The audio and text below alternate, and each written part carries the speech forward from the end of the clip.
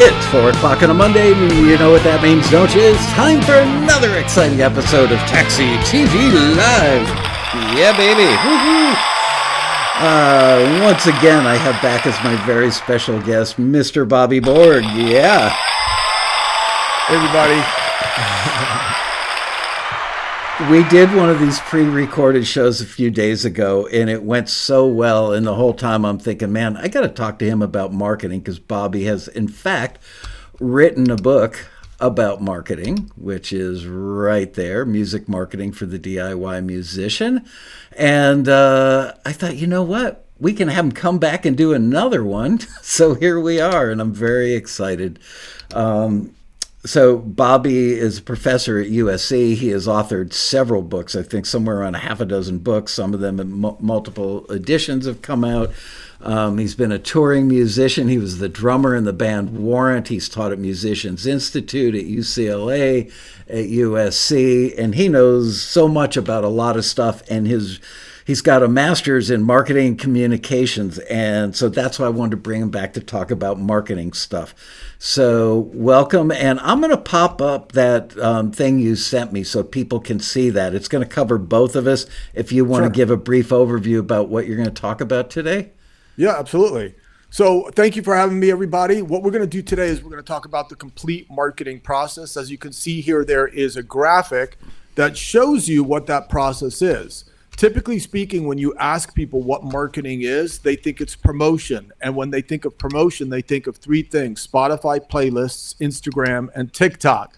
But you could see marketing is so much more. It's a complete process that starts with research, which is made up of everything from a vision, SWOT, customers, competition, and testing, to goal setting, to strategizing, which is creating strategies to achieve your goals, which is everything from company branding, product price, place, promotion, and measuring. And then you can see how many elements of promotion there are.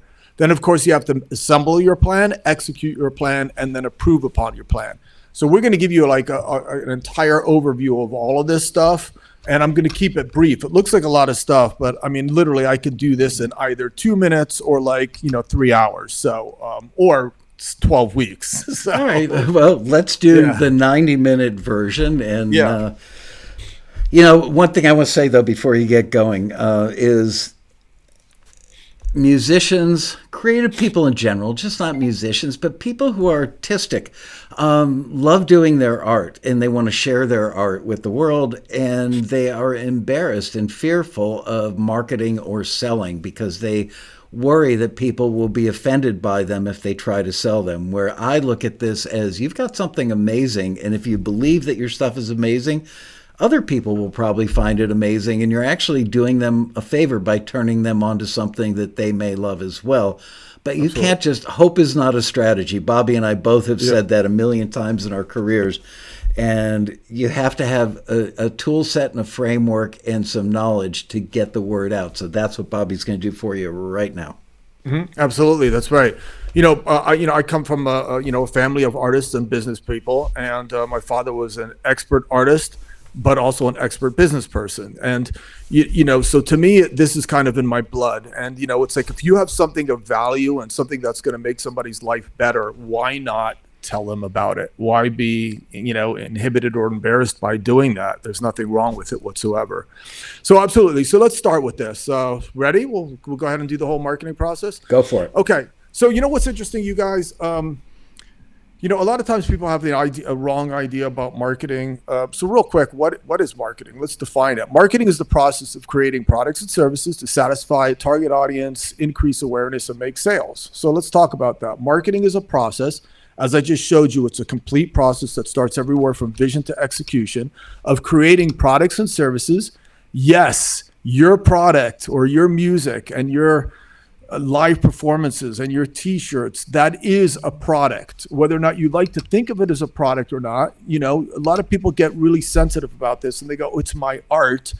But if you're a hobbyist and you just want to sit in your backyard, in your tool shed and make art that nobody ever hears, or you're just close friends here, that's fine. But I'm talking right now to people that actually want to quit their day jobs, that want to, prosper in music, and they are okay with the concept of art and commerce merging together. That's who I'm talking to right now, not the artistes that just want to like, sit in their backyard and like, and write and stuff like that, and not care if anyone ever hears it. That's not my audience right now, right?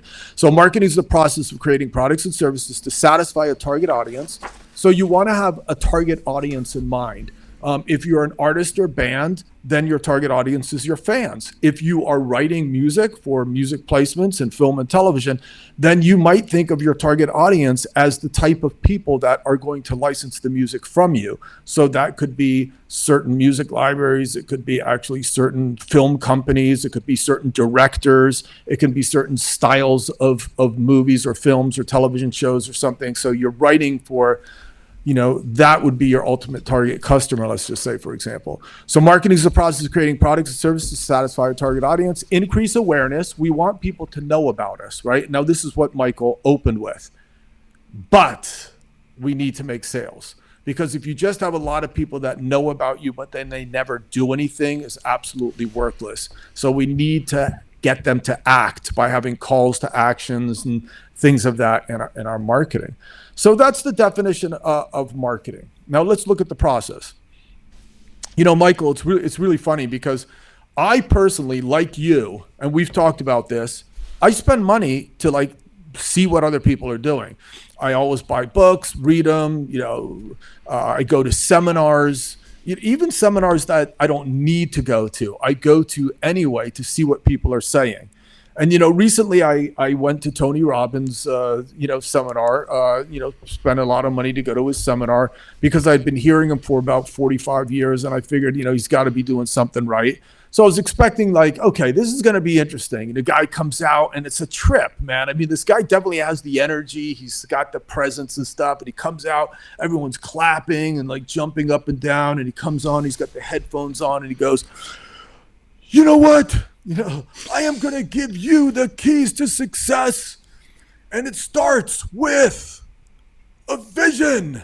You have to have a vision. And I'm thinking, yeah, of course, that's important.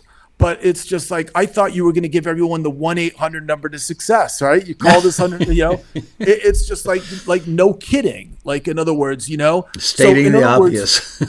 Well, yeah. And sometimes, it made me realize, to me and you, it's the obvious but there's a lot of people that just don't have a sort of a business sense, and it reminds me that, look, you guys, there is no secret to success, really. I mean, when you really kind of boil it down, it's not that complicated. What typically is complicated is people's power to execute it.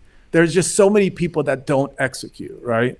So anyway, so the things I'm about to tell you today are really not rocket science. They're pretty straightforward. So you have to have a vision. Simply put, so that we can get through this in 90 minutes, a vision is understanding where you want to go. It's the bigger picture kind of thing, right? Because when you know where you want to go, it's easier to map out the directions to get there. It's that simple. If you were going to call an Uber, what's the first thing that it asks? Where are you going? If you don't know, it doesn't come and pick you up.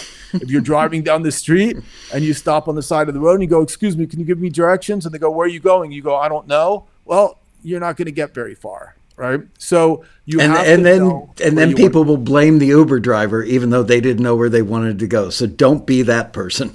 Exactly. That's true. Right. If you don't know where you want to go, no one else is. So nice, Michael. Don't clown around. That's right. I like that. That's good. It's good prop. But, simply you have to know where you want to go. Now, sometimes I have students and clients that don't know where they want to go. And that's why you go to school. That's why you experiment with things to kind of try to figure it out. I personally, I don't know where I got it. It came down from the heavens and smacked me on the head. But at the age of 10, I knew exactly where I wanted to go. And I can even pump out like a little vision paragraph for you and tell you even the exact record label I wanted to be signed with. Wow. And interestingly enough, 10 years later, I was signed to that label. Now, I'm not going to break out the yoga mat and start chanting or anything. But sometimes when you hold a vision in your head and it just keeps on playing like a movie, those things come to fruition. So, I've got to tell you something. Sorry to interrupt your flow, but please, I saw the Beatles on the Ed Sullivan Show when I was 9 years old and looked at my parents and said, that's what I want to do when I grow up. I want to make records. I didn't want to be a Beatle. I wanted to be the guy that said, change the harmony part to this. At 9 years old, I knew that. At 17 years old, I went to a party in a basement after prom, and it was a makeout party for a bunch of 17-year-olds, and Crosby, Stills, Nash & Young song Our House was playing on the stereo. The record had just come out, and I looked at my girlfriend and said, what I wouldn't give to work with that band. 2 years later, I was working with that band. So right there with you, buddy. I get it. That is so amazing. That is so cool, you guys. I mean, that's what you need. You need to have a clear idea about vision. Where you want. Yeah, absolutely. Vision. Okay, then once you have a vision, let's move on to something called a SWOT analysis. This is a tool that's been used for decades, you guys, and is still used today. So a SWOT analysis stands for strengths, weaknesses, opportunities, and threats. But what I'm going to do is convert it to what's called an OSWT analysis. So I'm going to start with the opportunity, then look at the strengths, weaknesses, and threats. Okay. So now that you have this vision, you need to look outside into the industry and just examine, does it represent a profitable marketing opportunity? So in other words, typically you want to ask yourself, does my vision like fill any kind of need or solve any kind of problem? Because taxi is a perfect example. I mean, essentially Michael found a problem, right? He had a kind of a vision. I want to start my own business. I want to, maybe work with artists. And then that vision represented an opportunity because at the time there was a big need for young artists to find a taxi ride to success, right? Find a vehicle in which they can get their music to bigger companies, but bigger companies don't take unsolicited material. So he's the middle person, a perfect solution to a problem that filled a need, right? So you have to ask yourself, does my idea fill a need or solve any kind of problem? Now, the first thing some of you guys might be saying is, wow, does music fill a need? Like what? I don't get it. And I go, yes, that's exactly what I'm saying, right? Does your music fill any kind of need? And you're going to go, well, of course, music, we run to it, we dance to it, we, get married to it, get divorced to it, etc. But no, I'm going to say, but how is it different, unique, and interesting? That's really what people need. People get bored. They want something new. They want something fresh. So is what you're doing new, fresh, interesting, or is how you deliver that to music supervisors or film directors or whomever, song pluggers? Are you doing it in a way that's maybe different or solving some problem from like all the other people trying to break in? Maybe it's the type of service you do, how fast you get it to people, how quick you can turn things around, maybe your personality, maybe the way you brand yourself that gives you a little bit of a different position and competitive advantage in the marketplace. So you kind of have to think about this stuff, okay? And, on that note too, if I might real quick, some of the books that I wrote, back in the 90s, there was no Berklee College of music business department. People didn't know about music business, and I said, wow, it's crazy how there's not a book for musicians by a musician that kind of like, helps people, break into the industry. And I wrote that book, and from then that created a whole series of other books as well. So I kind of created this little niche for myself based on a need, so kind of just think about that, all right, then moving on, do you have the strengths? So OSWT analysis, do you have the strengths to go after that opportunity? Now, a lot of times musicians, we live in a fairy tale, like we live in denial. And sometimes living in denial is good, but also it could be bad because, hey, do you have the skills to write? How much time did you put into your songwriting? Can you really sing your demos or should you be hiring people? You have to think about really objectively, do I have the strengths to go after my opportunities? If you don't, then you're going to have weaknesses, right? It's usually the opposite of strengths. Find a way of how to overcome those weaknesses and turn them into strengths. Hiring, let's just say, for example, singers to sing your demos, or maybe learning how to record a little bit better, or maybe taking songwriting classes. And then, of course, threats are competition. They're things like things in the environment that we can't control. Sometimes they call threats a pest analysis: political, economic, socioeconomic, technology. These are all threats. So right now, a couple big threats coming in are AI. So I would definitely look out into the external environment and ask yourself, what's going to happen in the future? How things are going to change. How can I adapt? How can I take advantage of it? Don't just sit back and just kind of wait for things to happen. So that's called the OSWT analysis. Okay. Once you have that, let's move on to customers. So now you kind of have to understand who your customers are, right? So now we're still in research, and now we're on customers. So customers are basically just asking yourself, who is my most likely audience? So if I'm in a band or I'm an artist, who is most likely going to consume my products and services, right? Because you don't know exactly always who your fans are until they actually become fans, right? But you have to ask yourself who is most likely, so that you, as sort of independent or DIY musicians and songwriters, can use your resources in a way that's most effective. You don't want to just listen, if you guys ever try to run Google ads, you'll know exactly what I'm talking about. You can't just go, you can't just take Google would love it if you did, but yeah, exactly. But you've got to go like this. Hey, there's a reason that there are urban radio stations and there are country radio stations and there are yacht rock, soft rock radio stations. Each of them goes after a market segment. Exactly. That's right. Yeah, absolutely. So you guys have to understand who it is, because then you can narrow down your marketing and you can get more focused on the people that really care. And then there's remarketing and things like that. So then you just market on the people that responded, and then you just keep on going and going till your ad is hitting everybody that wants to see it, right? Not just blanketing it and hoping that a couple people see it. That's called target marketing. So you have to segment, as Michael just said, and you have to segment it into all kinds of categories like demographic, psychographic, technographic, behavioral characteristics, geographic characteristics. And just to give you an idea, this is really super interesting. A friend of mine is actually a production assistant on the road for some big country artist. I forget who it was, but it was this traditional country artist. And I said, so you guys traveling on a tour bus? And he goes, oh, no, we fly. And I go, wow, you guys fly everywhere? And he goes, oh, no, just once a week. And I go, really? And he goes, when? On the weekends. And I go, why? And he goes, think about it. Traditional country artists, right? Country, traditional American values, married, kids. They don't go out on Monday nights. They don't go out on Wednesday nights. They go out on the weekends. So that's when we play. Now that is called, right? That is called target marketing and segmentation and marketing to your segment. So, literally just understanding your audience, who is your most likely audience, can really help you utilize the resources you have the best possible way that you can. So you really have to think about this, you guys, and really get clear about it. Now, again, if you're a film and TV person, you might say, well, there's specific directors that I'm going to target, or there's specific TV shows that I'm going to target, or there's specific song pluggers, and understanding exactly what I know they like and need that I'm going to target.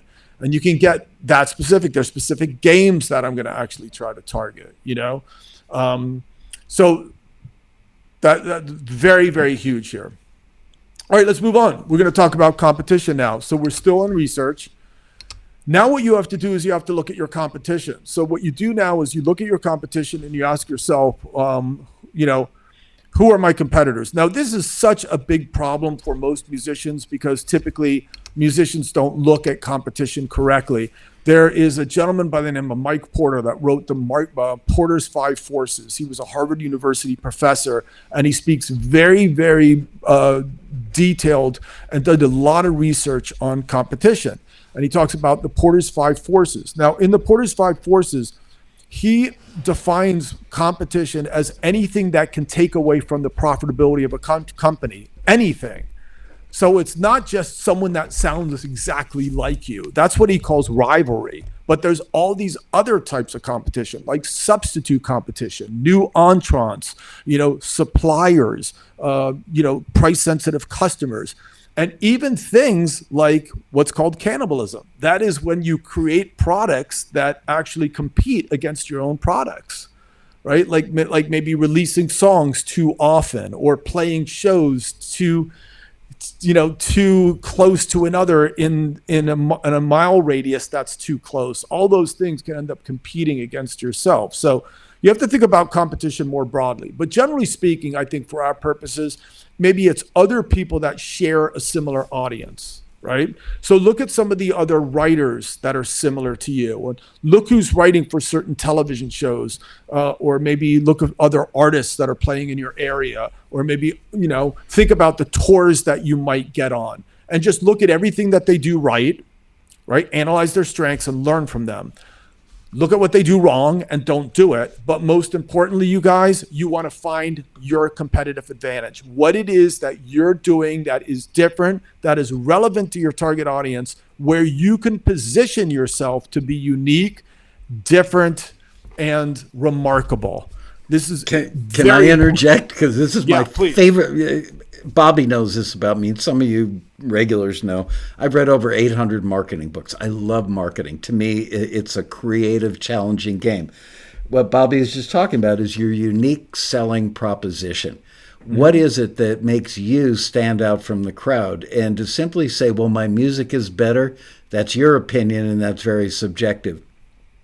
When I learned about a USP, unique selling proposition, when I started Taxi, and I was reading from people like Seth Godin, a lot of the great marketing book authors that we've both read, I'm sure.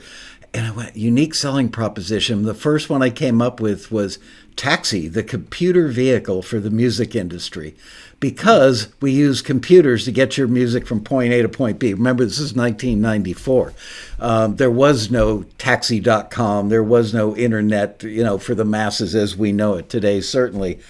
And I realized that wasn't working. People from labels were calling me up going, so do you guys deliver computers to my record label? No. And I realized I'd gotten it wrong. And I spent a year trying to find what it was that we were doing special. And I came up with the world's leading independent A&R company. Yeah. I could have just said the independent A&R company because that defines us. Oh, an outsourced A&R company. But the world's leading, I think it was a book called Positioning by Don Reese, and I can't remember his... Jack Reese and Al Trout. Yeah, Jack Reese and Al Trout. It is a must-read. Absolutely. It's just simply called Positioning. Yeah. And they said, are you the first at something? Are you the best at something? Well, I was the world's leader because nobody had ever done what Taxi did. So we became the world's leading independent A&R company, and here we are 30 years since I came up with that, and it still works. Sorry to interrupt, but perfect. I mean, your company is a perfect example of finding a unique spot in the marketplace, and filling it, and then having a positioning statement that people can relate to. And did you guys hear how he did that in one line? Right? A lot of times when you ask people like, well, explain how you're different, and they're like, and they start, flapping half an hour wings. later, they're still talking, right? Exactly. You need that positioning statement. So this is huge, you guys. And I think if you were to talk to any big entrepreneurs or business success people, they would just say, find the need and fill it, and then do something that nobody else is doing it and doing it better than them. And potentially being the first person to do it obviously doesn't hurt either, right? So in any case, all right, good. So then we have competition. Now that you have all these wonderful things, you should do what's called testing and feedback. So testing and feedback is just a doubt reducer. It's just putting some feelers out there to get a sense for what people think about your idea.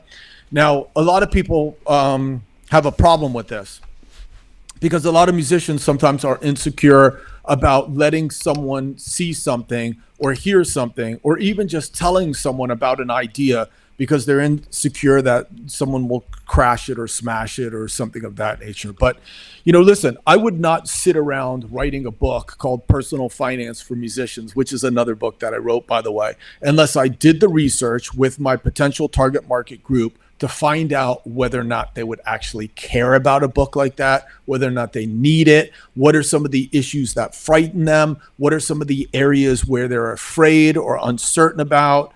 And I did all that research, and then boom, wrote the book, and it worked. That's surprise, right? So you guys, it's not like you just kind of like sit around in a room and write it, and then after 4 years, like, okay, now someone like, loved my idea, and that's called hope. And hope is not a strategy. We'll say it again many times throughout this presentation. Hope is not a strategy. That should be the mantra, baby. Hope is not your strategy. Hope is not a strategy. Yeah. So what we're doing is we're looking at, your audience, and it doesn't have to be a prototype. It could just be the idea.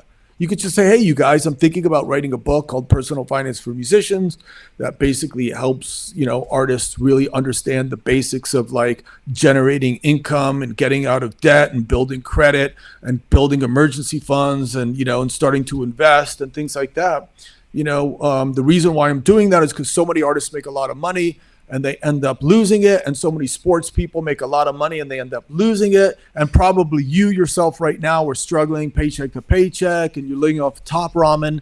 Let's change that. Are you guys ready? And it's like, yes, I think that's a great idea. And boom, I wrote it.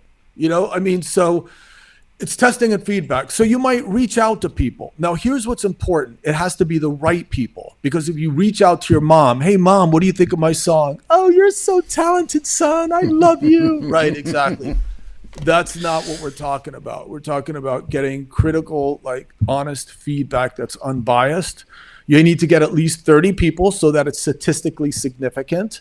Because obviously, the more people that you get, it reduces the odds that was by chance, right? Because the more people that you get, it reduces the fact that it was just like, that's just randomly happened.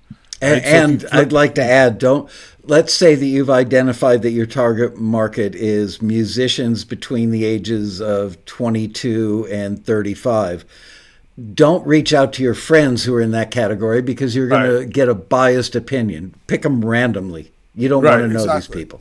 Yeah, absolutely, for sure. And we could get into way more detail about this because creating a random sample could be actually difficult. So a lot of times people do what's called a convenient sample.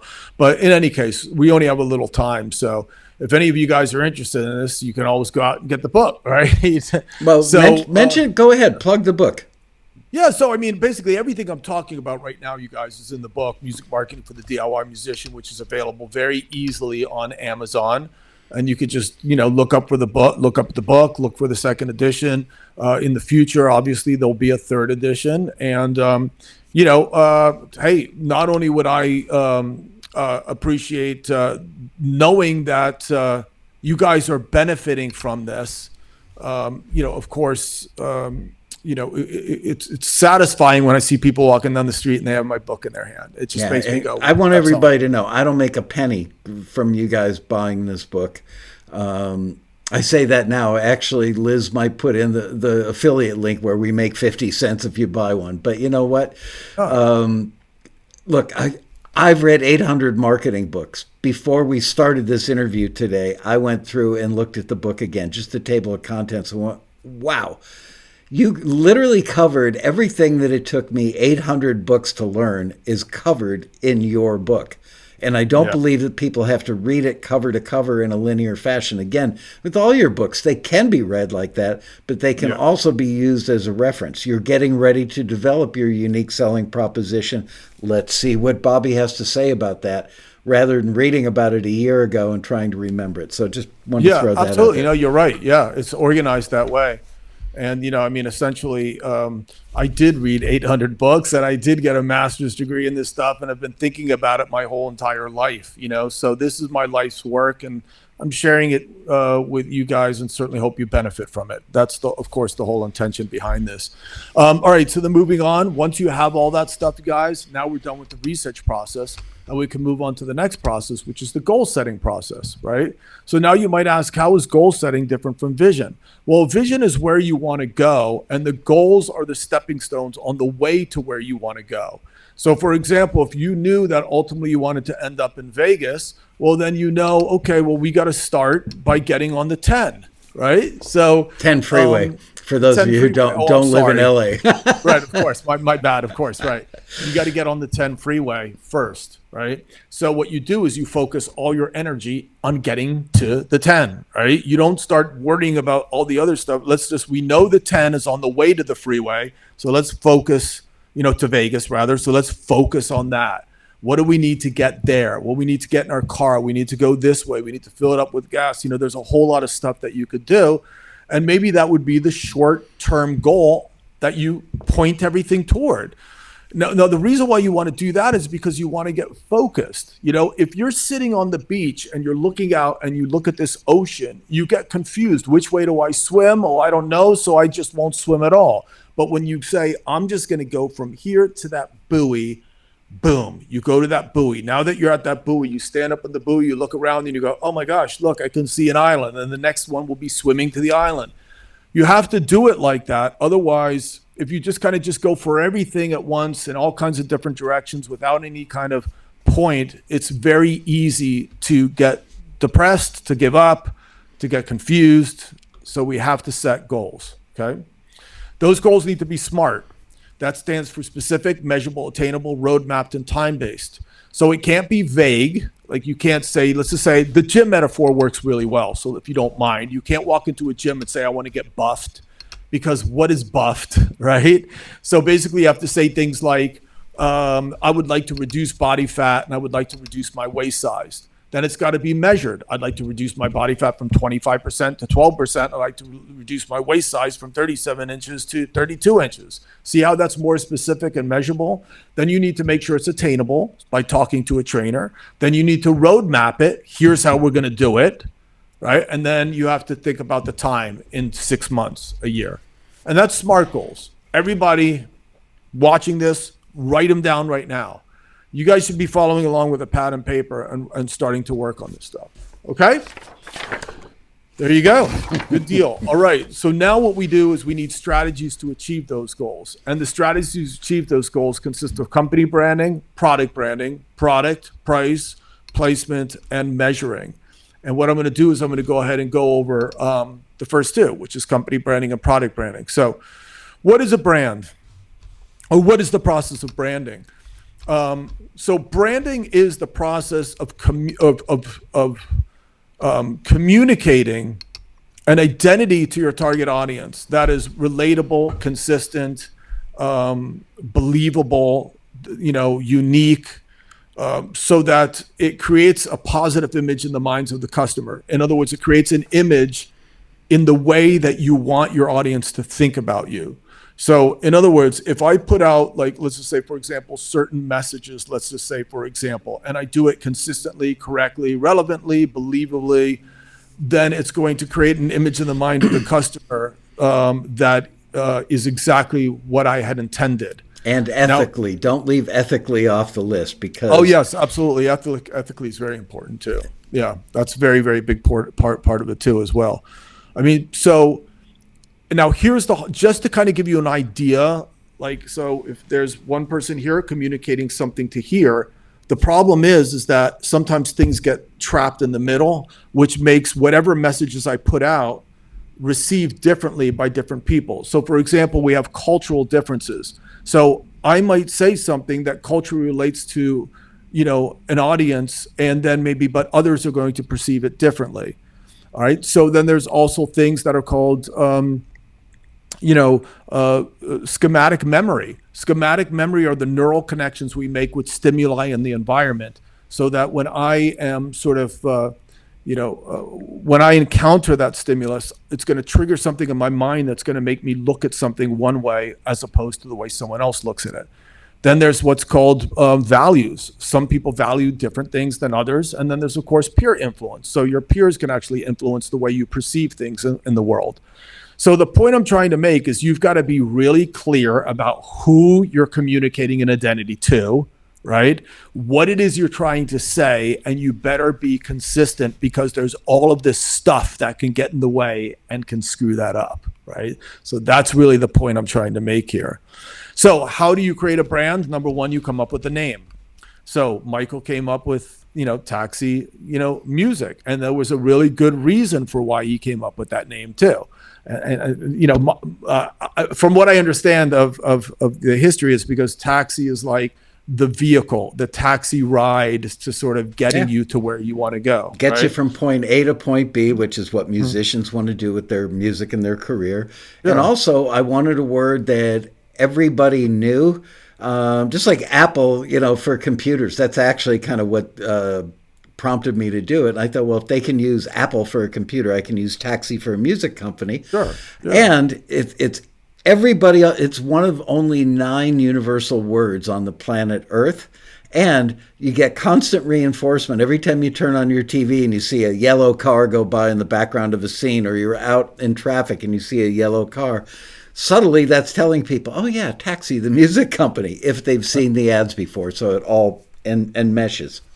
So this was, a methodical decision, you guys. It wasn't just like some random thing like, oh, let's call our band this, you know what I mean? Now, sometimes bands do that and it just works, but there's a lot of people that do stuff and it doesn't work, just letting you know. The majority of the stuff that you see that works represents a small percentage of everybody trying. So don't use that as the norm, please. Really Led tiny. Zeppelin didn't do that, Yeah. because everything fell into place for Led Zeppelin. It doesn't fall into place necessarily for you. So. And it was a different time in history where we didn't have these guys or computers or as many TV channels, all this competing stuff. So being Led Zeppelin back then stuck out more just because there was less stuff flying at the potential You're right. customers. Yeah, absolutely. For sure. So you come up with a name, then you come up with a slogan.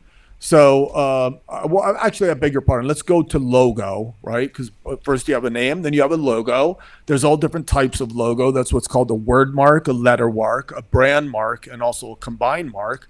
So typically speaking, taxi would be a combined mark. It's got the taxi cab and then the word taxi over it. So it has an image and a word. Sometimes like solo artists will just have a word, like you'll have Pink, and she kind of writes it in an interesting font. And then you have Mariah Carey, which interestingly writes it in a more feminine font, right? So the fonts are helping to brand the artist, right? Then you have sometimes like the Rolling Stones just has the tongue, that's called the brand mark, or the Misfits just have the Crimson Skull, or Nike just has the swish, so that's called the brand mark. And then of course, you have a word mark, a letter mark rather, where sometimes you'll have people that use acronyms in their logos, like let's just say BMW or something of that nature.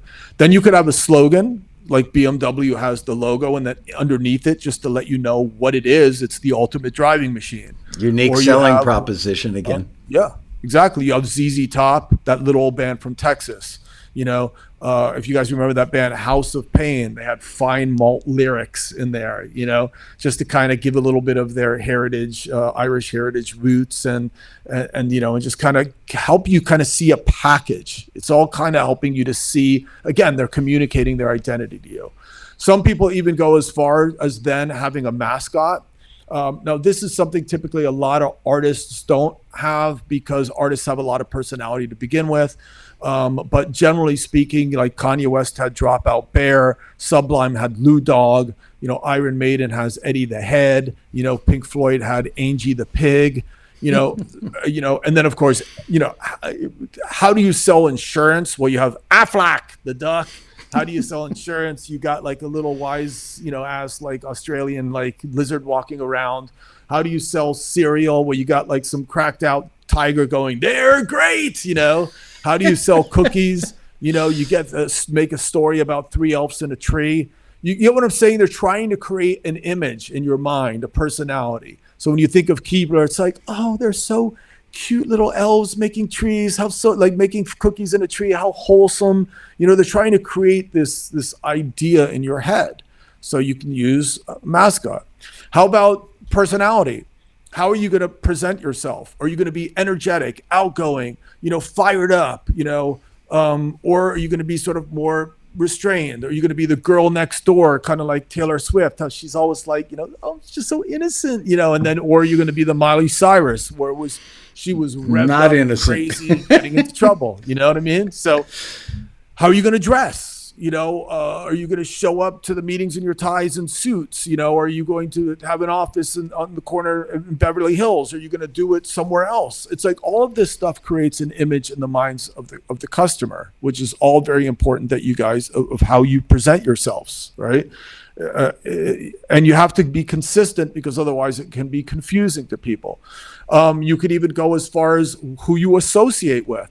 So listen, people go to Harvard for a reason, because then as soon as someone sees their resume and they're associated with Harvard, it automatically changes the perception, right? So the managers you get, the agents you get, the producers you get, the companies that you establish yourself with, the schools you go to, the gear you play, all that stuff is going to create an association in your mind, If I may interject again, you are so right. I can't believe how much of this stuff you can spit out like that. I'm not that good at doing what you're doing, but the association thing, I was on the phone the other night with the music library CEO, and he said, honestly, when I get calls from the outside world or emails and somebody says they're a taxi member, I respond to them because I know you've done so much to educate them, and they know the drill on how the industry works. So those people I'll talk to. Somebody who's just a random person, they probably don't know the drill, and they're going to waste my time and look to me, them, the library owner, to educate them. So the association thing is stronger than we might all think. Yeah, absolutely, you guys. So that's why you want to associate yourself. And listen, here's a total thing about, associations as well, is collaborating with people. Right? Because essentially your brand equity might not be kind of as valued in the marketplace as maybe somebody else's. So you partner with them. Now, all of a sudden, hey, I got this song, and boom, you're on it. And now you're more credible just because you're collabing with that person. Absolutely. So that's very, very important. Yeah. So all of that, you guys, even gestures, hand signals. Michael Jackson knew what he was doing every time he wore a glove on his right hand and moon danced. I could do I don't even know how to dance or do a moon dance, and I can pretend to do one, and you'll automatically go Michael Jackson. If we were playing charades or something and I tried to do a moonwalk, you go Michael Jackson, right? So just one little gesture and you know who I'm talking about. This, a lot of people forget what this is, but this is like, Ronnie James Dio came up with this. This sort of means rock and roll or whatever. Or it's this way, right? Means rock and roll. When Miley Cyrus sticks her tongue out and puts it on her cheek, I could do that. I'm not going to, don't worry. Thank you. I could, yeah, exactly. I don't even want to see myself do that. But if I did it and I say, which pop star is this? You'd go Miley Cyrus. Lady Gaga had that monster claw thing. So these are all symbolisms that people create that also help to brand them. Another way you could brand them is by branding your fans. You call your fans something.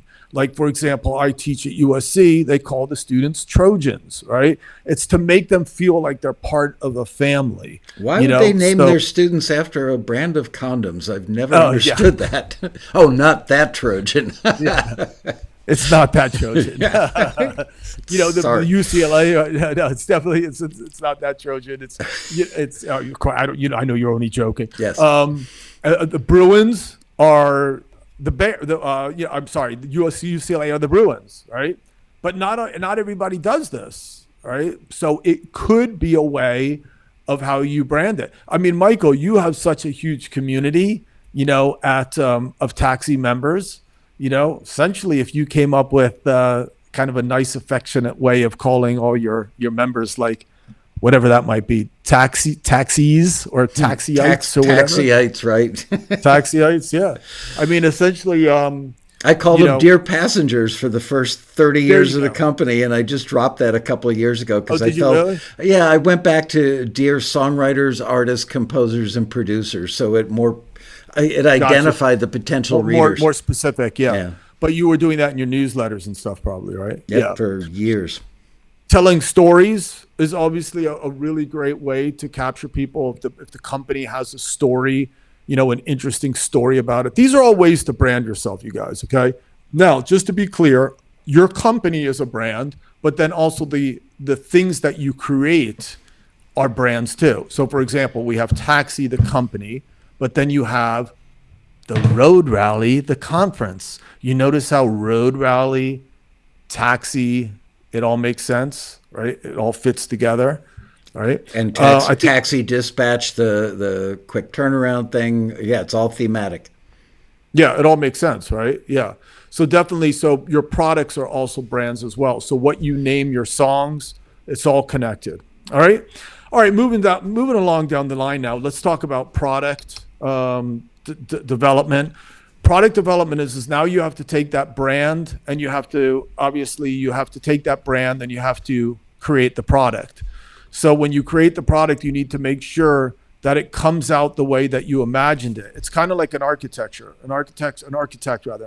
has a design on paper, right? It's this concept, but now you have to make it come to life. You have to have the right producers, engineers, studios, people involved to make sure that your idea comes to life the way you wanted it to. So every web designer you hire, every team member you hire, every producer, engineer, every other co-writer, everyone has to be aligned with this idea and concept to ensure that it comes out the way you want it to. And the bigger the companies, the harder it is to do that because everyone has to be on the right page, right? When you're talking about product development as well, you also have to think of customer service because customer service is part of the product. So again, Michael has a customer service policy of, hey, you're not happy, we'll give you your money back. I mean, that is basically a customer service strategy. So what kind of customer services strategies do you have? Like, for example, when you record people, hey, we're going to mix until you're happy, or we'll give you 3 mixes, or we'll make sure that the turnaround is within 24 hours. Or if you're a band, you're going to make sure to hang out backstage and sign everybody's autograph. Or you're going to get everybody's number or email address and send them birthday cards, right? So think about all the things that you do where the customer service strategy is really good. And you'll see a successful company behind it, right? So think about the restaurants you go to. Why do you go there? Well, they're clean. The ambiance is nice. They're very pleasant. The parking, is great. That's customer service. So you have to have that too. Now let's go into price. So now we talk about price really quickly. So pricing is the next step in the marketing process. And I think that everybody could agree that price is a very, very big part of marketing. When you walk into the grocery market after listening to this, you're going to see orange juice that's, costs $3.49. But if you buy, 2 of them, it costs, let's just say $5. So in other words, you go, $3.49? I could just spend a little bit more and get the 5. That means $2.50 and $2.50. So I'm saving $1.49. And what you don't realize is that their, cost of goods is only $1. So they're making $1.50 anyway, and they just got you to move more inventory. So this is all marketing. They all strategize this way. They all know what they're doing, and you can do the same thing too. And it's not evil just because they strategized. You're getting something out of the deal too. You just save money on your orange juice, even though they're still making a profit. And you may discover that you like their orange juice is a little less tart than the brand you've been drinking. So there's that. Yeah, there absolutely is that, you guys. The other reasoning is that it's a confusing world we live in, and we need help making decisions. So these types of things help you to make decisions, essentially, right? It's not like they have some evil trick, right?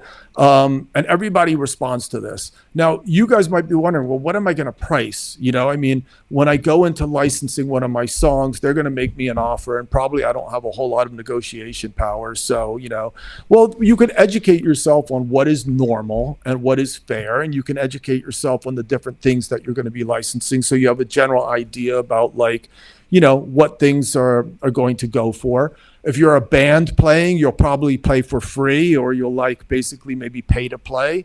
But, soon enough, you're going to be selling merch at your shows. You might be selling your vinyl at your shows. You might be making NFTs. Whatever the case is, this is where you can execute these pricing strategies. Here's a couple really, really quick. You can actually play for free or give away t-shirts for free. I would say, no, don't do that. Give it away at no cost to the customer. It's a branding thing. It's a little bit different psychologically. It's not free. It's at no cost to you. This cost me a lot of money to make, right? You could do bundle pricing. So in other words, you can buy the album, but hey, if you pay a little bit more, you can also get the t-shirt and the sticker, right? And make sure that all works out.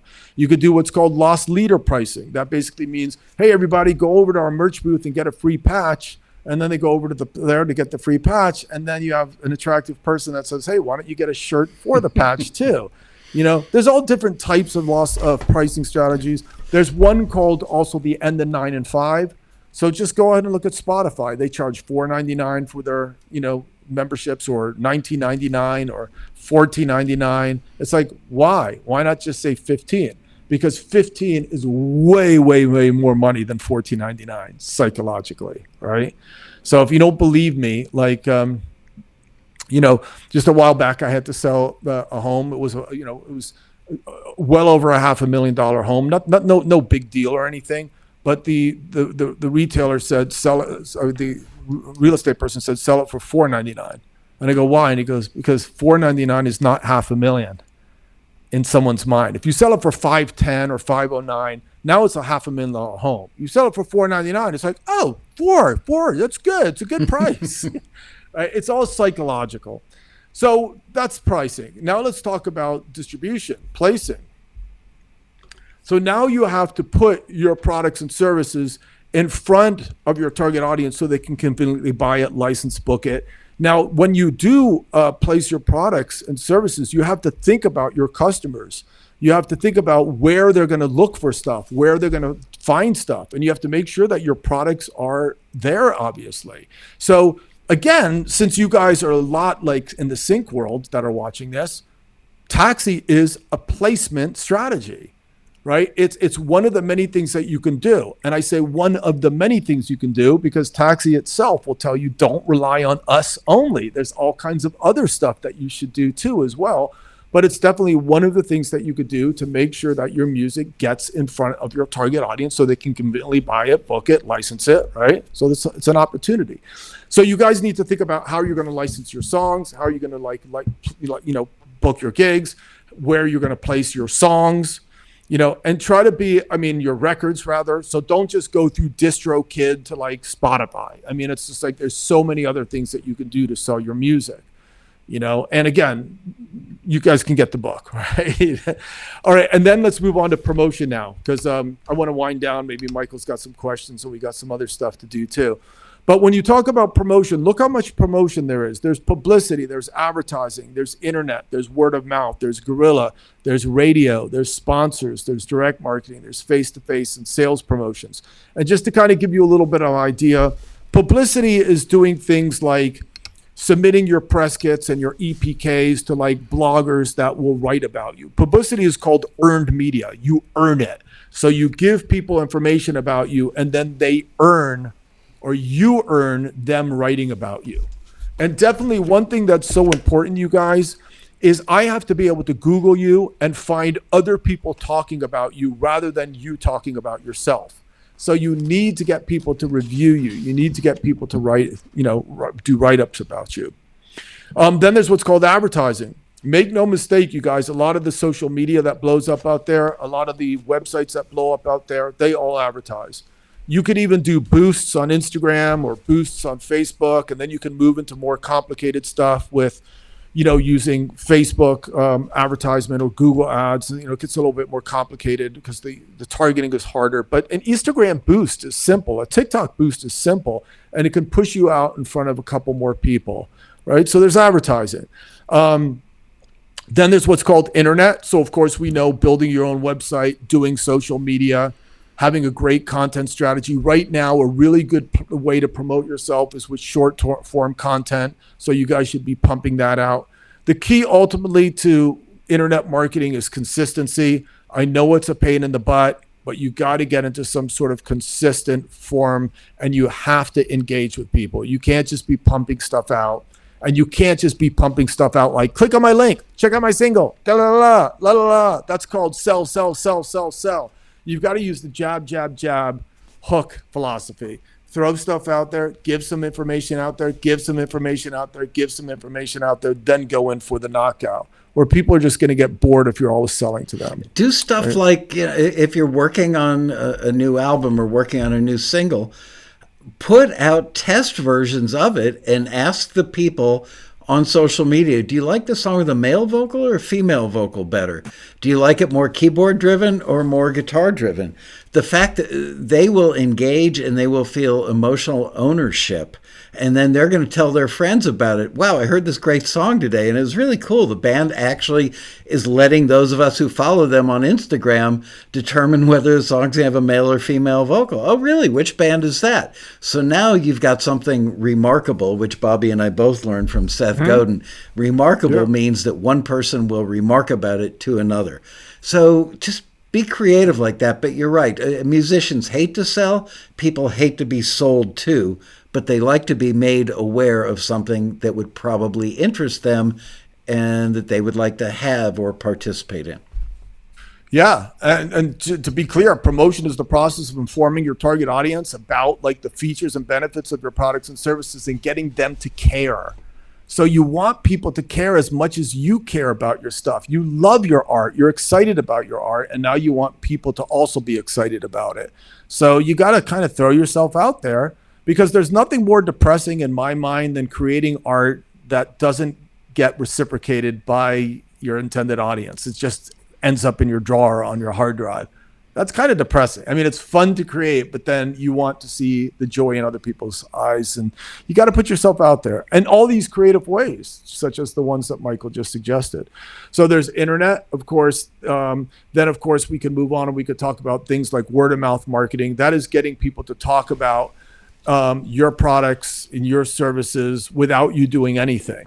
And the way to do that is to be really amazing, or, you could be controversial, or you can like make sure to get it out to the right influencers or tastemakers, because these are the people that talk. Or you could do mystery kind of marketing, coming soon, just all that stuff gets people kind of excited. Contests, that gets people to talk. Guerrilla street marketing is doing stuff like, hey, if I go to my post box and I see somebody's, I beg your pardon, if I'm walking down the street and someone hands me a flyer or something like that, or if I see a sticker on somebody's, laptop computer, or maybe a poster somewhere hanging up outside, that's all guerrilla street marketing stuff. Or street stencils on the ground, like using spray chalk or something like that comes up out of the street.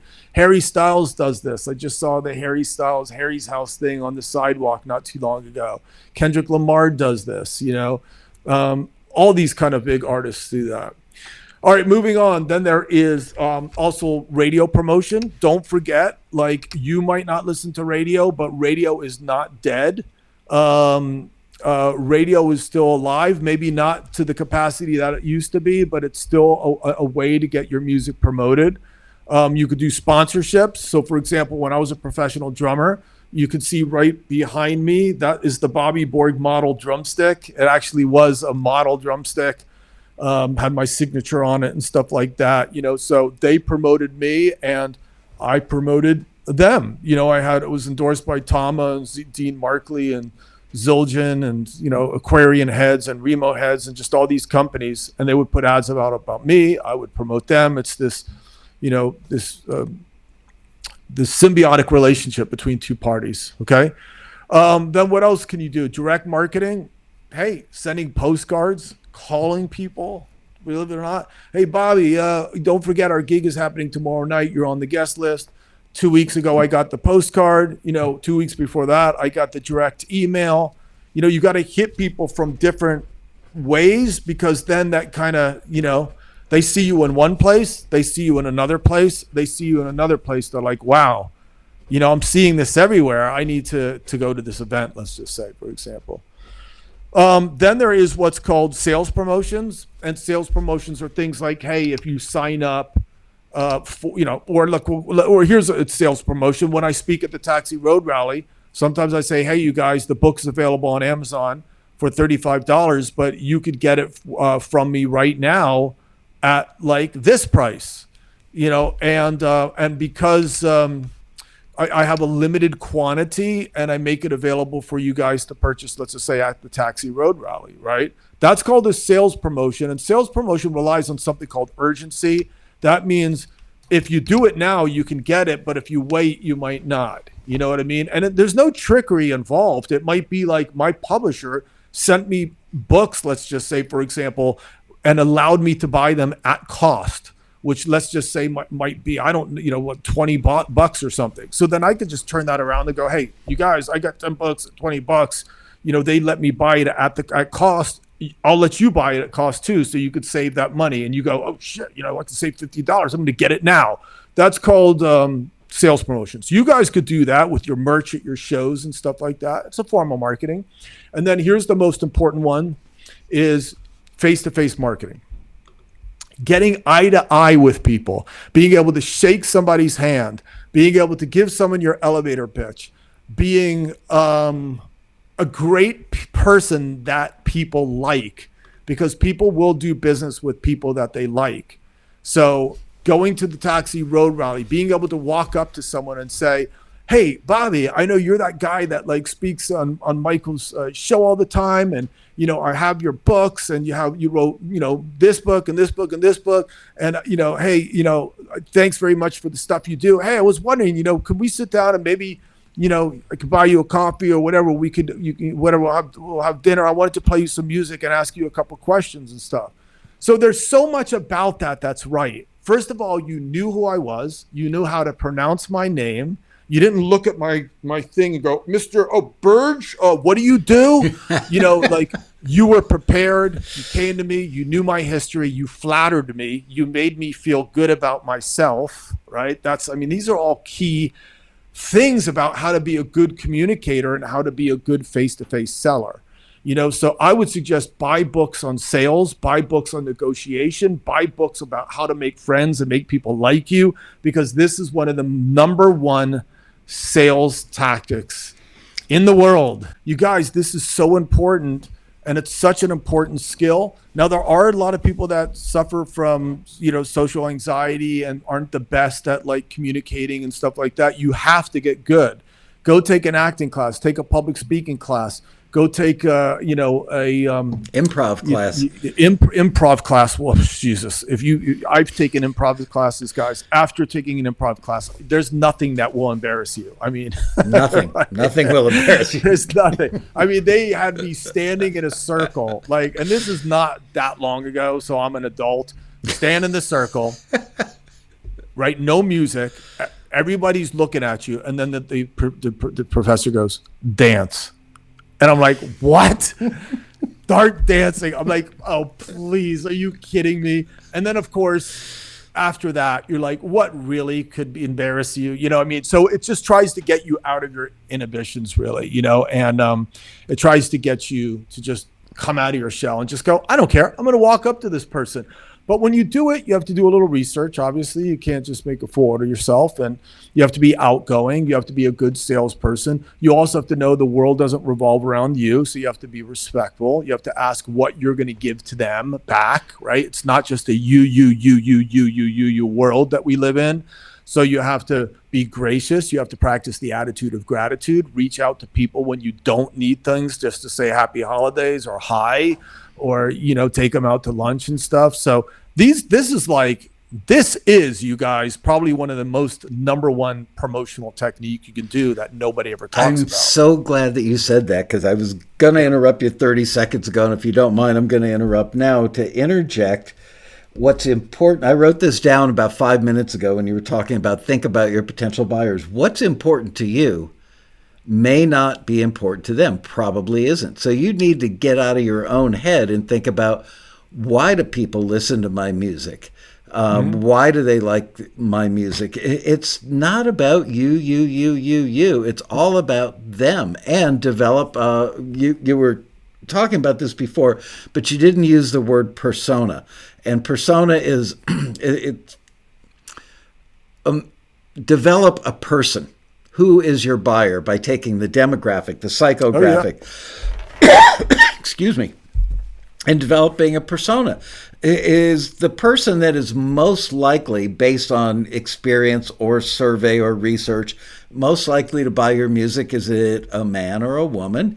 Is it a 13-year-old, a 25-year-old, a 38-year-old, a 65-year-old? Are they from the Midwest? Are they from the Northeast? Are they from the Southwest?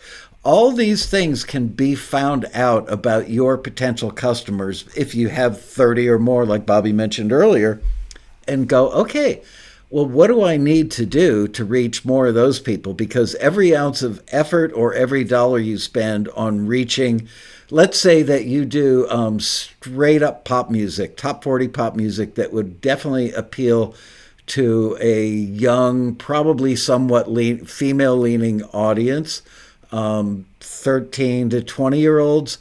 Why then would you market traditional country music to them? They probably can't relate. And vice versa, trying to take, I don't know, a Britney Spears, and she a bad example, but Ariana Grande, and trying to market her to a 70-year-old lady from Oklahoma that just loves traditional country, that's not going to work. So everything Bobby has said today is pure gold, but you are absolutely right. The root of all of it is knowing who is your potential customer, because all the other stuff falls into place when you know who you're marketing to. Sure. Yeah, it's a big part. And of course, knowing the benefit that you provide to them. Yeah. Because a lot of times people will even say, be careful not to market your song to film and television, but market the emotion maybe. What is your music going to emotionally do to uplift the scene where the guy's grandma is getting buried in the scene in the movie? How does your music going to support that? I once heard a music supervisor say, I'm in the film business, not the music business, right? So you've got to get into the mind of the need of the film. So anyway, so then, all right, let's move on from promotion to measuring. So now measuring is just analytics, and of course these days, because of social media, there's so much more opportunity to look at analytics. You could just go to your Spotify for artists and look at your analytics. You can even go to your analytics on your DistroKid. You can look at analytics on my YouTube channel. You look at analytics on your Instagram posts, and just start to understand watch time and click-through rate and all that kind of stuff, because there's really a lot to learn from that kind of stuff. I mean, for example, when I first started, my YouTube channel and stuff, at first for many years, it was just a hub of where I uploaded videos so that I can give it to a link to my students just to watch. But recently I decided, I'm going to make this a channel, and make it more of a channel for the public.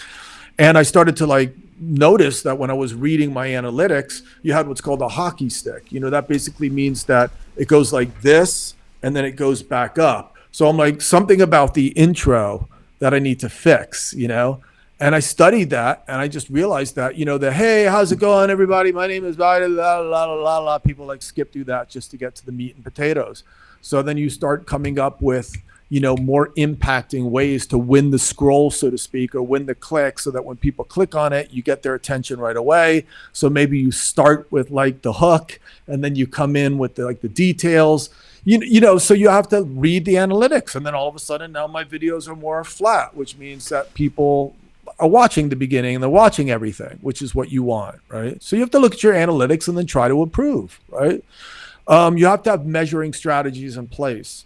All right, so then once we have that, then you have to put it on paper, because if it's not on paper, it's only vapor. If you have these ideas running around in your head and you don't put them down on paper and see how they all work together and connect, it's amazing what happens when you start writing this stuff all down, because you're like, wait a minute, this doesn't make any sense. And it just starts putting it together. It gives you a plan of attack that you can have on your desk that's staring at you. It's a communication tool that you can also give to investors. It is a communication tool you can give to your managers, your agents, your producers, your band members, so that everybody's on the same page. Then, of course, you have to execute it. Now, execute sometimes, it comes down to internal motivation, external motivation. When you're externally motivated, it's like, I got to make money, or I got to get out there and work, or I better do this because it's due on this date. Internal motivation is because you have to do it. So just to give you an example. You mean have to, like the cramming for a test, or have to because... No, this have to. Okay, It's who you are. It's the soul, yeah. So after I retired from being a professional drummer and being on the road, I mean, literally there was a tour and I just said, I'm not going. I had something I felt I needed to do and say.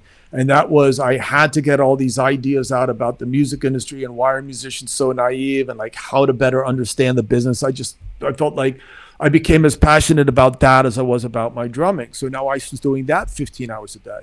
And literally, you guys, did it for 5 years before the publication of my first book. How did I survive? Barely. You know what I mean? It was just like I put all my heart and soul into it, and I was doing it because I felt I needed to do it. Now, just recently, there's someone that's writing a book and they're trying to pick my brain about it. And I'm already just going, this guy is not, he shouldn't write a book, because it's just like, basically, dude, why don't you partner with me? You pump out books all the time. We could have this thing out in a year. And I go, I'm thinking to myself, I don't want to say it because I don't want to offend them, but it's like, because you don't have what it takes to write a book. Because what you're doing is you want the book for some external sort of purpose, like the money, the fame, or whatever that nature, the recognition, but not because you really want to. And what you need to do is you need to have those qualities, because it's not all like glory. There's a lot of up and downs. And if you don't have that passion, you're not going to overcome those ups and downs. So to be internally motivated, obviously, is the best type of motivation. It gets you up in the middle of the night and it gets you working. It gets you, to put on your running shoes in the middle of a rainstorm and go running anyway, because you don't want to, it's overcoming that voice in our head that says, you can write tomorrow, or you could take a break, or la, la, la. It's just like, it's that voice that goes, no, I'm going to do it. So, I mean, we could go on and we can have a whole thing on execution, of getting things done. But I've come to find that there's really two people in this world. There's people that talk about doing stuff, and then there's people that do stuff. Fortunately, I get this from my father, I believe. My father was a doer. He made stuff happen. When the ship was sinking, he found a way to save the ship. He was always positive, always moving forward, always learning from mistakes. Come on. And as a kid, he was always doing that. Learn from your mistakes. Keep on going. Let's go. Come on, son. Don't be down. Come on, let's do it. You could do it. I mean, that was my dad constantly. So I'm blessed and I have that. And, but some people don't. Being an instructor, a professor, I notice, wow, there's reasons why some people succeed and reasons why some people don't. But,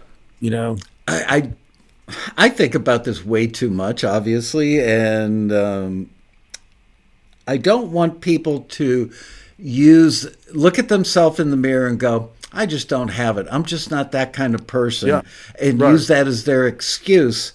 Nope. Because you could be, there's a famous comic, not a comic like a funny person, but a comic strip that I've seen used on our taxi forum. And it's a guy, it's one frame on top of another frame. The top frame is a guy with a pickaxe in a mine trying to find the diamonds or the gold. And he's this far away from breaking through the wall. And it shows him walking away with the pickaxe over his shoulder, but a side cut view shows that he was like a foot away from becoming fabulously wealthy. So how does somebody know? First, they have to test themselves and give it that effort and find whatever's inside of them, and not just use, I don't have it, I'm not a good enough songwriter, or I can't talk to people. I mean, I'm inherently shy. I go to a party, I am the guy that stands in the corner of the room and talks to my wife or my best friend, and probably doesn't even go up to the bar to get a drink, because I'm just not good at chit-chat. I found that I am good in front of a camera talking to people because they're my people, and I'm connected at the heart with my customers. I'm connected at the heart with you because we read the same kind of books and we're passionate about many of the same things. But how can somebody come out of their cocoon and unfold their butterfly wings? Boy, you can tell I've lived in California for 35 years, and discover that part of themselves that enables them to do face-to-faces, that enables them to become a personality online, rather than walking away just by determining I ain't got it. Yeah, well, definitely you have a number of things that we can discuss within that, but just generally to kind of pick up on the very last thing you said was, how do you just walk away from I don't got it? Well, there's two things going on here. Is it your mind telling you that you don't have it, or do you truly not have it? So there's a difference. So if you there's a great slogan. It's not Einstein that said it, even though people credit him. It's the definition of insanity is doing the same things over and over, expecting different results. So you have the people that are so convinced that they're geniuses, but they actually aren't, and that is dangerous, obviously, because then you can just keep on doing the same things over and over, like, expecting different results, and that's not good either. And then you have the other extreme of that, where you have people that don't realize their strengths and there's something in their mind that says you're not good enough, you're not worthy enough, and stuff like that. So there's two distinctions, obviously. So the first example would be, you have to be wise enough to recognize, like, am I really good at this? Like, do I really have what it takes? And that's by surrounding yourself by experts. It's maybe working with coaches and consultants, to maybe kind of try to figure out, maybe this isn't working for a reason. Maybe you have other attributes or strengths you should be trying to focus on, and maybe you'll get different results. And then the other person really could just be asking themselves, have I really made an effort here to do this? Have I really given it my all? Is it my mind telling me that I'm not good at something? For example, a lot of us can get caught up into this thought about, like, I'm not good at math. Let's just say, for example, right? Because in 6th grade, you have math Monday, Wednesday, and Friday. And all you need to do is be sick 1 week, and you come back and you're already way behind, and you don't want to raise your hand because you don't want your peers to think you're stupid. So you say nothing, and you sit there going, oh my God, I'm an idiot, I'm an idiot, I'm an idiot, I'm an idiot. And because in high school, they need to keep their records high. So instead of failing you, they give you a D. So you pass the freaking class, but you don't know anything. So now you go through life thinking that you're a stupid, stupid at math. And it's in your mind, I'm stupid at math, I'm stupid at math. And then therefore you have these limited beliefs, right? And you don't do anything about it, right? But then you've got to, and this is me we're talking about here, you guys, right? Then it's your brain all of a sudden says, this is BS. I never really gave a concerted effort at doing this. I'm going to go for it. So I go out, I get tutors, I get coaches, I put my nose into the books. And then all of a sudden I'm like, holy crap, I am like acing, algebra 2, pre-calculus, calculus, and then boom, I start taking the SATs. I mean, not the SATs, the LSTATs and all these tests to get back into grad school and stuff like that. I'm like, holy crap, I'm actually smart. It's just like, I put into my mind that it was not good.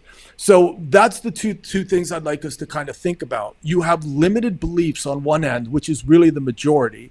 And then, of course, you have the other people that are in this false sense of reality that think they're great at something maybe where they might not be. So you have to, on one end, again, to repeat, kind of understand what really your strengths are, maybe by using coaches and stuff and going, look, there's a reason why maybe things aren't working. You have to maybe try another direction, or you have to maybe have someone make up for your strengths. And then on this side, you have to say, do I have limited beliefs about myself, and what am I going to do to change them? And then you might find that the things that you actually execute, you now actually start to succeed much, much greater. You have such a higher level of success for these two reasons. Anyway, we could go on and on and on about execution. And then finally, the last one is learning more. Marketing doesn't change. Like, the structure that I'm talking about has been in place for years and decades. This is, you guys, right here. When you see these big seminars and stuff where they're going to teach you, I mean, to be quite honest with you, Michael, this was the Tony Robbins seminar pretty much. I mean, not exactly in this outline, but this is all they talked about. They didn't talk about anything other than what I just talked about, except the guy's Tony Robbins. He's been doing it 45 years and he can charge thousands of dollars and thousands of people come. But all of those seminars are pretty much structured on these things. So it's not rocket science. You guys just got a lot that you can work with. These things don't change. Now, what does change? The TikTok algorithm, the YouTube algorithm, the Facebook algorithm. You got to pay attention to that kind of stuff, little different things that come in and out of fads. But generally speaking, you guys really need to know this structure and pay attention. Pay attention to what Michael said. When you're driving down the street, pay attention to the radio stations. and what advertisements they're playing on the radio stations and why, right? Pay attention to the billboard that you see in Beverly Hills, let's just say. I know you guys aren't, everyone's not in Beverly Hills, but why is there a billboard in Beverly Hills here? But in Hollywood, there's a different billboard, right? Because it's appealing to different demographic audiences. Pay attention to that stuff. Pay attention to sales promotion. Marketing is all around us. So always be analyzing it and pay attention to that stuff because, it exists, all around, and you can learn so much by paying attention. So that is the complete marketing process. Wow. I can't believe you got through all that. And it leads me to an apropos question, which is, it's a lot. We live in a world of instant results. We Google everything and we find out instantly what's tomorrow's weather, when's the next football game for this team, recipe for meatloaf, whatever. None of this stuff is going to happen overnight. And you kept going back to execution. So many musicians I know have expressed to me over many, many years, I don't have time for that stuff because I need to concentrate on my creative stuff. I need a manager, which is also an area of great expertise for you, an amazing level of expertise.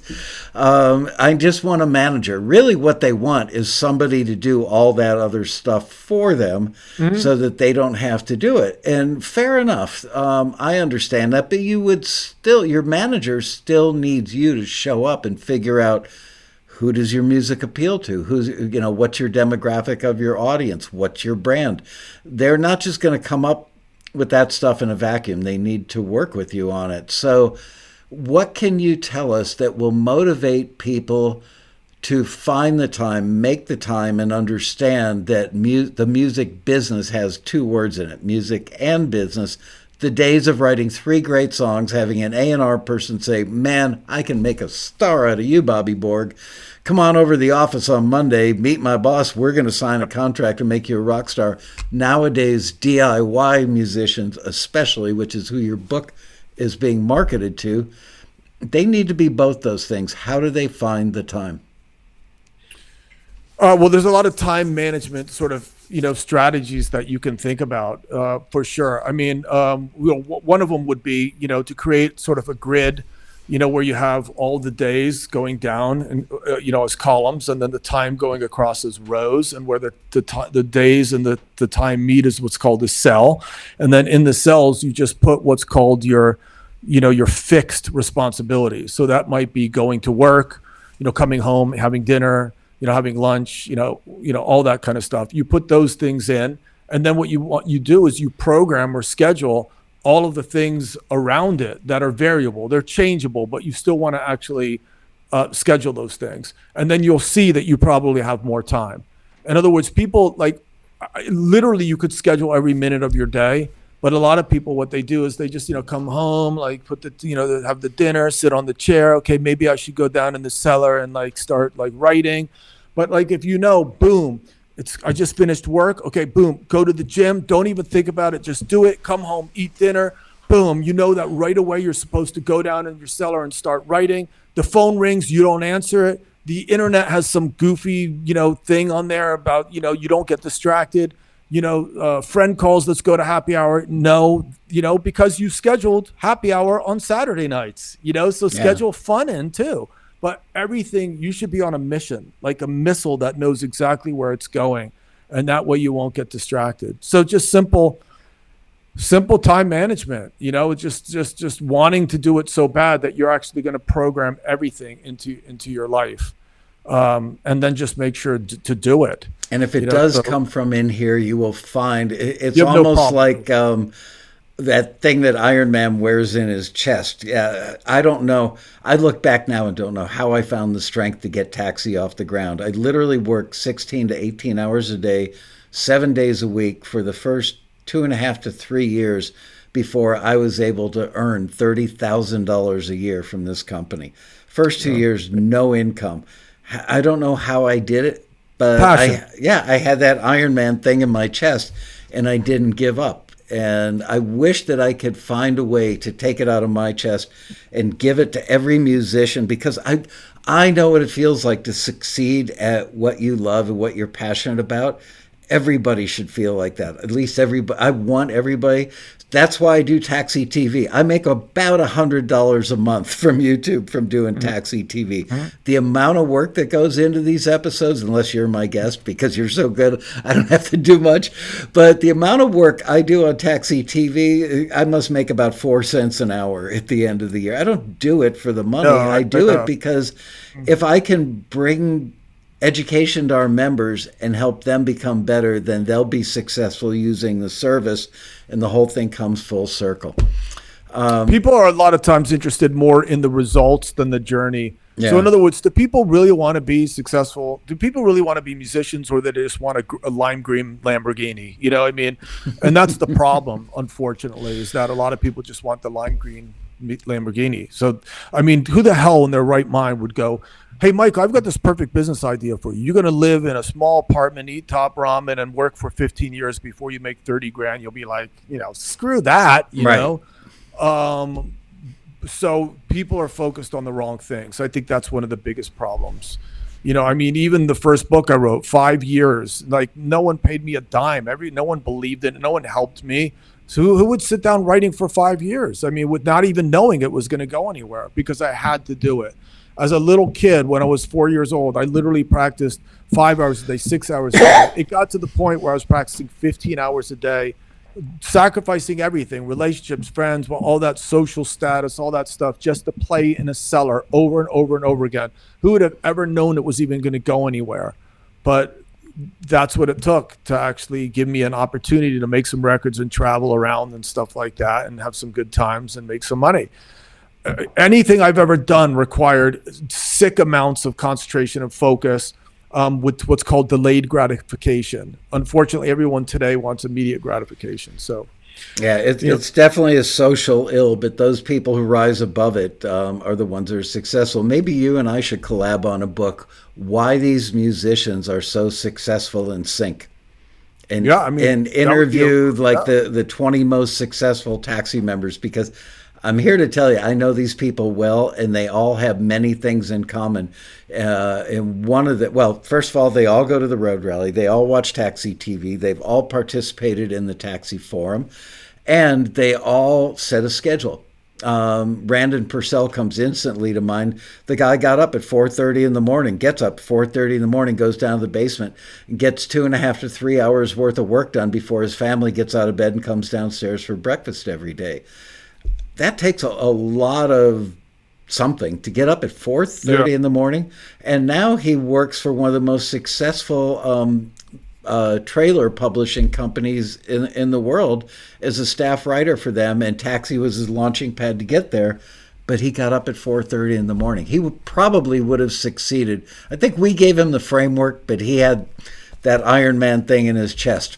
And very, very proud of him. So, yeah, we should talk about that. I'll tell you this. Yeah. If you're really serious about that, while you're on your vacation, think about it, because my publisher loves me, and anything I pitch to them, they'll do. So if you really wanted to do that, I could probably say that it would be a published book about 1.5 years from now if you really wanted to do it. So talk to me about the stories. I know the people. I know the stories, and frankly, you have all the connections and stuff. Yeah, and I've interviewed them all, and I think that everybody should hear those stories, because they will see that 95% of the things that made those successful Taxi members successful is common to all of them.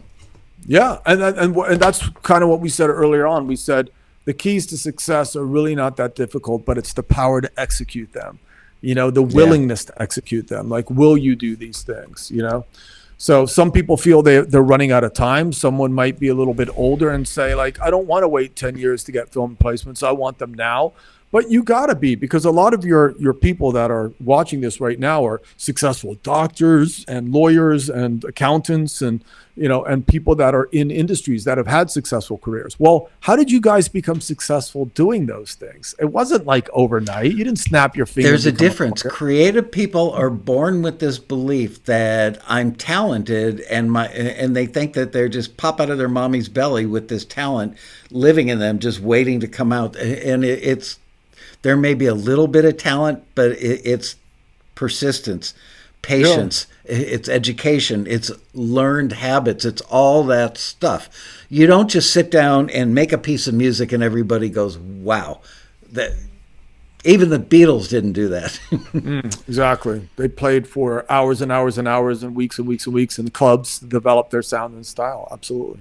Well, this has been great. I cannot recommend this book enough, you guys. Obviously, look, Bobby became a friend because I have so much respect for him because of the hard work he's done and the levels that he will dig deep to find the right information and present it in a very digestible way. This book is a great example of that.